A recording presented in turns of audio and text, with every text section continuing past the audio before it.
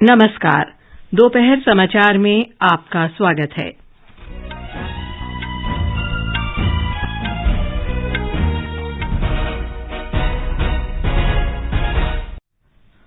उपराष्ट्रपति जगदीप धनखड़ ने कहा, भारत विश्व में निवेश और अवसरों के लिए सबसे पसंदीदा देश।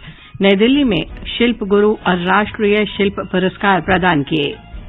गुजरात विधानसभा चुनाव के लिए प्रचार अभियान चरम पर। चीन में कोविड रोधी लॉकडाउन के विरोध में पेइचिंग, शंघाई और अन्य शहरों में भी प्रदर्शन। गोवा में 53वां भारतीय अंतर्राष्ट्रीय फिल्म समारोह आज शाम संपन्न। और फीफा विश्व कप में आज कैमरून का मुकाबला सर्बिया से और दक्षिण कोरिया के घाना से होगा। देर रात एक अन्य मैच में ब्राजील और स्विट्जरलैंड के बीच मुकाबला खेला जाएगा।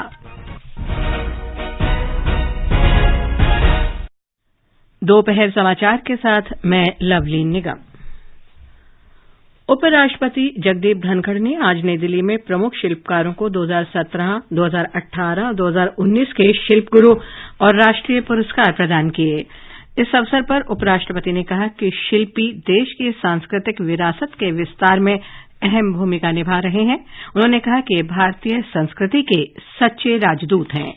Craftsmen, the most forceful, impactful ambassadors of our culture and creativity.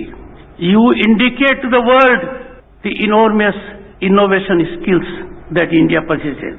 ये इंडिया की कल्चरल डेप्थ और वेल्थ दोनों को इंडिकेट करता है। Your skill makes us proud and यही कारण है कि हमारे हस्तशिल्पकर्मी और गुरु राष्ट्रीय धरोहर का संरक्षण और सर्जन बखूबी करते हैं। इस अवसर पर केंद्रीय वस्त्र मंत्री पीयूष गोयल ने कहा कि भारत विश्व में हस्तशिल्प क्षेत्र का मुख्य केंद्र है और इस क्षेत्र में निर्यात निरंतर बढ़ रहा है। उन्होंने ये भी बताया कि ग्रामीण क्षेत्रों में लाखों लोगों को हस्तशिल्प क्षेत्र में रोजगार मिल रहा है और वंचित लोगों को सशक्त बनाने में भी इसका बड़ा योगदान है। आने वाले दिनों में G20 भी भारत प्रेसिडेंसी ले रहा है। 2 दिन बाद 1 तारीख को हैंडओवर तो इंडोनेशिया बाली में हो गई है और एक G20 में भी भारत एक अपने हुनर का प्रदर्शन पूरे विश्व के सामने रख सके, इसके लिए अलग अलग शहरों में लगभग 56 स्थानों में जो माननीय प्रधानमंत्री जी के मार्गदर्शन में अलग अलग देश के कोने कोने तक G20 की विभिन्न मीटिंग्स होंगी, उसमें भी हम प्रदर्शनी रख के भारत के हैंडलूम और हैंडीक्राफ्ट सेक्टर को एक मौका देंगे दुनिया के सामने अपने हुनर पेश करने का। राष्ट्रीय पुरस्कार योजना वस्त्र मंत्रालय की ओर से 1965 में प्रमुख शिल्पकारों के लिए चलाई जा रही है। शिल्प गुरु पुरस्कार 2002 में शुरू किया गया था। ये पुरस्कार हर वर्ष देश की समृद्ध और विविध शिल्प विरासत के संरक्षण के लिए हस्तशिल्प क्षेत्र में विशेष योगदान करने वाले शिल्पकारों को प्रत्येक वर्ष दिया जाता है।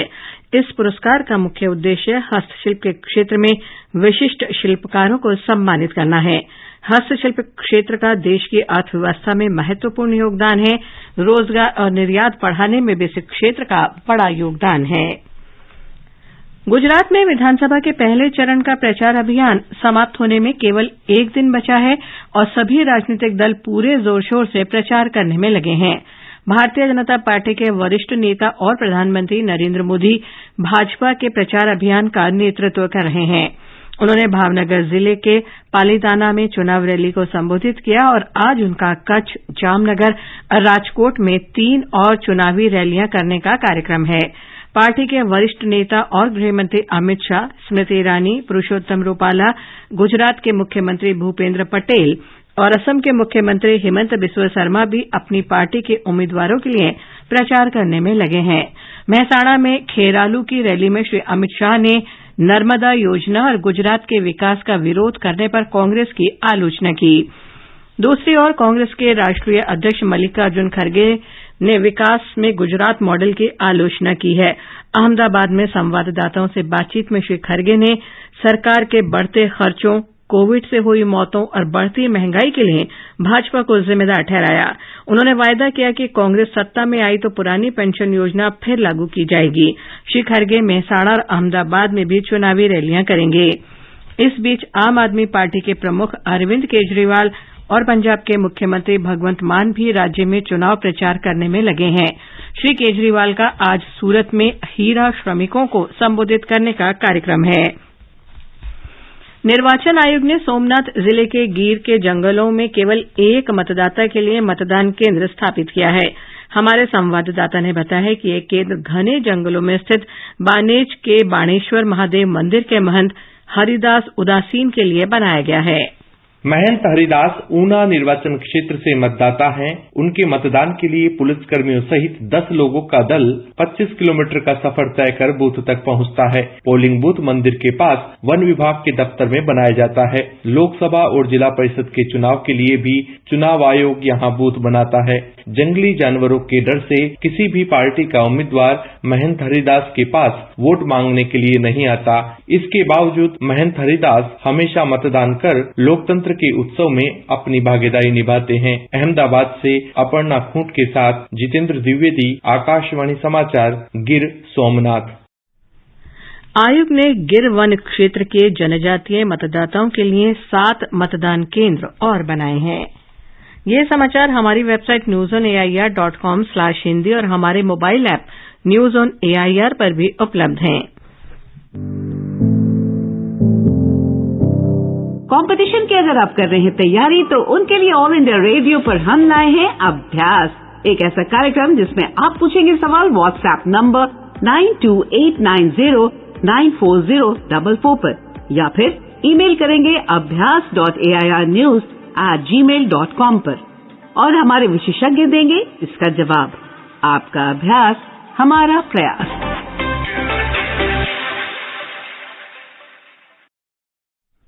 दोपहर समाचार में आपका फिर स्वागत है। चीन में कोविड के कारण लगाए गए लॉकडाउन और सख्त प्रतिबंधों के खिलाफ विरोध प्रदर्शन पेइचिंग और शंघाई सहित कई बड़े शहरों में फैल गए हैं। राष्ट्रपति शी जिनपिंग की शून्य कोविड नीति के खिलाफ कल रात सैकड़ों प्रदर्शनकारी पेइचिंग में एकत्र हुए। शंघाई में सप्ताहांत में दूसरी बार प्रदर्शनकारियों ने सरकार विरोधी नारे लगाए और लॉकडाउन समाप्त करने की मांग की। चीन में आज 40,000 से अधिक कोविड के नए मामलों की पुष्टि हुई। रक्षा मंत्री राजनाथ सिंह फ्रांस के रक्षा मंत्री सेबेस्टियन लेकॉहू के साथ आज नई दिल्ली में चौथे भारत फ्रांस वार्षिक रक्षा वार्ता की सह अध्यक्षता कर रहे हैं।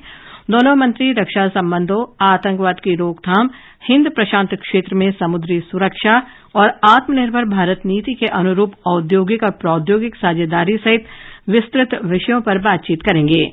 श्री लेकॉहू विदेश मंत्री सुब्रमण्यम जयशंकर से भी मुलाकात करेंगे। दोनों नेता यूरोप और हिंद प्रशांत क्षेत्र में वर्तमान स्थिति सहित आपसी हितों के वैश्विक मुद्दों पर चर्चा करेंगे। भारत और मलेशिया का संयुक्त सैनिक अभ्यास हरिमाऊ शक्ति 2022 आज से मलेशिया के पुलई क्लांग में शुरू हुआ। ये अभ्यास 12 दिसंबर तक चलेगा। रक्षा मंत्रालय के अनुसार हरिमाऊ शक्ति से भारत और मलेशिया की सेनाओं के बीच रक्षा सहयोग बढ़ाने में मदद मिलेगी। भारत और ऑस्ट्रेलिया की सैन्य टुकड़ियों के बीच प्रशिक्षण अभ्यास ऑस्ट्रा हिंद 22 आज से राजस्थान में महाजन फील्ड फायरिंग रेंज में हो रहा है। ये अभ्यास 11 दिसंबर तक जारी रहेगा। दोनों देशों की सेनाओं की भागीदारी के साथ ऑस्ट्रा हिंद श्रृंखला का ये पहला अभ्यास है। भारत के G20 संगठन की अध्यक्षता संभालने के सिलसिले में अंडमान निकोबार द्वीप समूह के स्वराज द्वीप में शनिवार को मिशन प्रमुखों और अंतर्राष्ट्रीय संगठनों के सदस्यों की विशेष बैठक हुई। इसमें 40 से अधिक प्रतिनिधियों ने भाग लिया, जिनमें G20 शेरपा अमिताभ कांत और मुख्य संयोजक हर्षवर्धन श्रृंगला भी शामिल थे। इन प्रतिनिधियों को G20 संगठन की अध्यक्षता भारत को सौंपे जाने के बारे में प्रधानमंत्री नरेंद्र मोदी के विजन के बारे में बताया गया, जो वसुधैव कुटुंबकम की धारणा में परिलक्षित होता है। संगठन के मुख्य संयोजक हर्षवर्धन श्रृंगला ने भारत के विभिन्न भागों में बैठकों के व्यापक आयोजन और उनमें बड़ी संख्या में प्रतिनिधियों के शामिल होने की जानकारी दी। भारतीय अंतर्राष्ट्रीय फिल्म महोत्सव आज गोवा में संपन्न हो रहा है। समापन समारोह में सूचना और प्रसारण मंत्री अनुराग सिंह ठाकुर, राज्य मंत्री डॉक्टर एल मुरुगन और गोवा के मुख्यमंत्री प्रमोद सावंत समारोह में उपस्थित होंगे। इफी के निदेशक रविंदर भाकर ने बताया कि अक्षय कुमार, आशा पारेख और आयुष्मान खुराना समेत कई फिल्मी हस्तियां समापन समारोह में शामिल होंगी।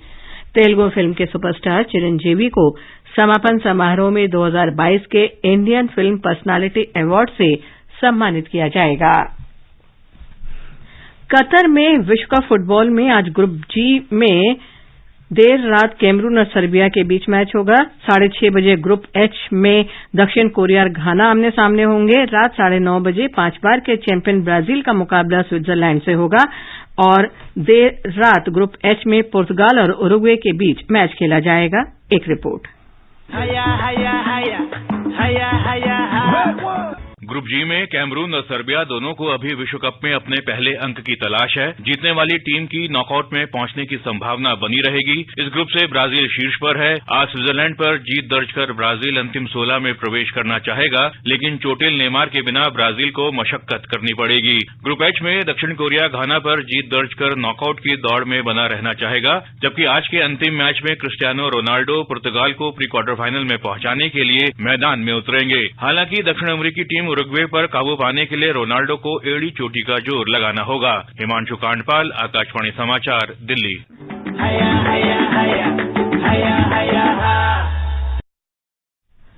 सरकार ने केंद्रीय बजट 2023-24 के लिए लोगों के सुझाव और विचार आमंत्रित किए हैं। जन भागीदारी की भावना के अनुरूप बजट प्रक्रिया को समावेशी और सहभागितापूर्ण बनाने के लिए वित्त मंत्रालय हर वर्ष देश के नागरिकों से बजट पर सुझाव मांगता है। मंत्रालय ने लोगों से अनुरोध किया है कि अपने विचार और सुझाव दें, जिससे भारत को समावेशी विकास के साथ मजबूत अर्थव्यवस्था में बदला जा सके। सुझाव भेजने की अंतिम तारीख 10 दिसंबर है। देश में पिछले 8 वर्ष में दुग्ध उत्पादन में 8 करोड़ 30 लाख टन की आश्चर्यजनक बढ़ोतरी हुई है। प्रधानमंत्री नरेंद्र मोदी ने इस उपलब्धि पर कहा है कि डेयरी क्षेत्र में क्रांतिकारी बदलाव से नारी सशक्तिकरण को भी बढ़ावा मिलेगा। केंद्रीय मत्स्य, पशुपालन और डेयरी मंत्री पुरुषोत्तम रूपाला ने कहा कि डेयरी और पशुपालन क्षेत्र में पिछले 8 वर्ष में हुए बदलावों और नीतिगत निर्णयों के कारण ये संभव हुआ है।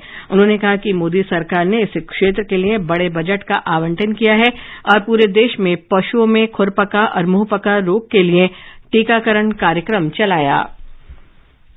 राष्ट्र आज समाज सुधारक महात्मा ज्योतिबा फुले की पुण्यतिथि पर उन्हें श्रद्धांजलि दे रहा है। ज्योतिराव फुले महान समाज सुधारक और दूरदर्शी विचारक थे। उन्होंने महिलाओं को शिक्षा का अधिकार दिलाने और देश में छुआछूत जैसी सामाजिक बुराइयों के उन्मूलन के लिए काम किया। आज ही के दिन 1890 में उनका निधन हुआ था। सशस्त्र सेना झंडा दिवस निगमित सामाजिक दायित्व कॉन्क्लेव का 4था संस्करण कल नई दिल्ली में आयोजित किया जाएगा। रक्षा मंत्री राजनाथ सिंह इसमें मुख्य अतिथि होंगे। इस अवसर पर रक्षा मंत्री सशस्त्र सेना झंडा दिवस कोष के लिए नई वेबसाइट की शुरूआत करेंगे। श्री राजनाथ सिंह सशस्त्र सेना झंडा दिवस के प्रचार अभियान का मुख्य गीत भी जारी करेंगे। दिल्ली में आज सुबह वायु गुणवत्ता बहुत खराब श्रेणी में दर्ज की गई। केंद्रीय प्रदूषण नियंत्रण बोर्ड के अनुसार वायु गुणवत्ता सूचकांक आज 328 रहा, जो बहुत खराब माना जाता है। शहर के अलग अलग हिस्सों में आज सुबह प्रदूषण की धुंध छाई रही। कल भी राष्ट्रीय राजधानी में वायु गुणवत्ता बहुत खराब श्रेणी में थी। आकाशवाणी का समाचार सेवा प्रभाग आज रात 9:30 बजे फोन इन कार्यक्रम पब्लिक स्पीक में राष्ट्रीय स्वास्थ्य प्राधिकरण के निदेशक किरण गोपाल वास्का के साथ चर्चा प्रसारित करेगा। ये कार्यक्रम एफएम गोल्ड चैनल और अतिरिक्त मीटरों पर सुना जा सकता है। श्रोता विशेषज्ञ से आयुष्मान भारत स्वास्थ्य खाता आभा कार्ड, पंजीकरण प्रक्रिया, लाभ और डिजिटल स्वास्थ्य आईडी कार्ड से संबंधित प्रश्न टेलीफोन नंबर 01123717106 और 01123314444 पर प्रश्न पूछ सकते हैं। पर्सनालिटी अवार्ड से अंत में मुख्य समाचार एक बार फिर। उपराष्ट्रपति जगदीप धनखड़ ने कहा, भारत विश्व में निवेश और अवसरों के लिए सबसे पसंदीदा देश। नई दिल्ली में शिल्प गुरु और राष्ट्रीय शिल्प पुरस्कार प्रदान किए। गुजरात विधानसभा चुनाव के लिए प्रचार अभियान चरम पर। चीन में कोविड रोधी लॉकडाउन के विरोध में पेइचिंग, शंघाई और अन्य शहरों में भी प्रदर्शन। गोवा में 53वां भारतीय अंतर्राष्ट्रीय फिल्म समारोह आज शाम संपन्न। और फीफा विश्व कप में आज कैमरून का मुकाबला सर्बिया से और दक्षिण कोरिया के घाना से होगा। देर रात एक अन्य मैच में ब्राजील और स्विट्जरलैंड आमने सामने होंगे। इसके साथ ही दोपहर समाचार का ये अंक समाप्त हुआ। नमस्कार।